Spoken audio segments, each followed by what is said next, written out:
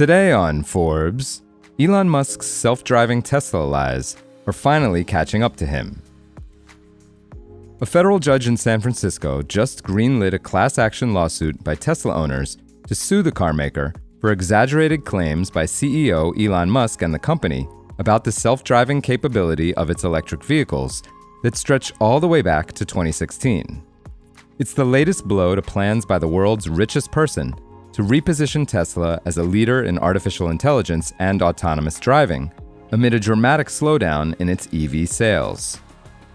9 years ago, Elon Musk told reporters that Tesla was taking a bold leap into the future by equipping its electric lineup with all the tech it would ever need to one day operate as truly autonomous vehicles. Musk said, quote, "The full autonomy hardware suite will be standard on all vehicles Tesla makes from here on out."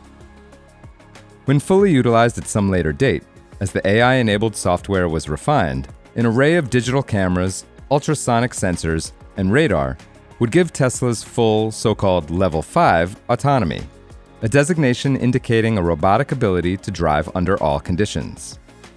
Problem is, it wasn't true then, and still isn't. From hyperloops to solar roofs to trillion-dollar savings from federal budget cuts by Doge, Musk has developed a reputation for excessive boasts and telling outright whoppers. For years, that habit hasn't been a big problem for his companies, his image, or wealth. But it's shaping up to be one for Tesla, already stung by a 13% drop in its global EV sales in the first half of 2025.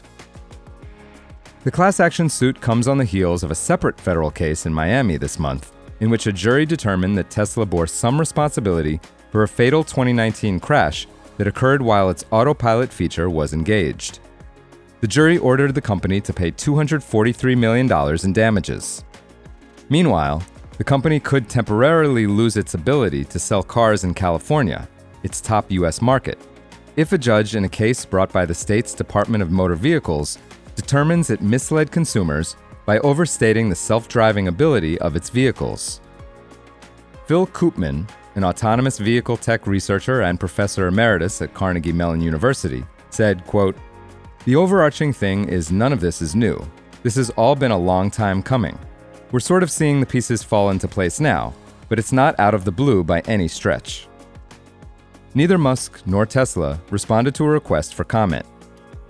The legal setbacks aren't a huge financial problem, at least so far, but a reputational one, as they undercut Musk's continued rhetoric about Tesla being a leader in autonomous driving, despite hard evidence to support it.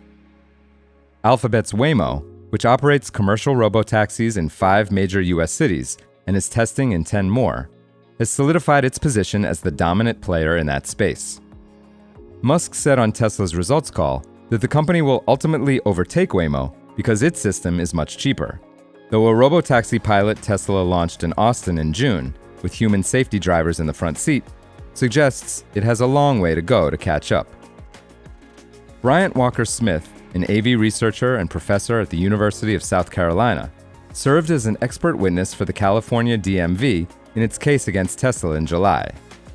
He said, quote, "Right now, there are real robotaxis carrying real people on real roads. None of them is a Tesla." Smith, who recently published a study comparing the performance of robotaxis operated by Waymo in the US to those of tech giant Baidu in China, noted that the persistence of Musk's unrealized self-driving targets is somewhat unique. He said, quote, "There were lots of overly optimistic claims in the early 2010s, but other companies have either delivered on or tempered their claims." For full coverage, check out Alan Owensman's piece on forbes.com. This is Kieran Meadows from Forbes. Thanks for tuning in.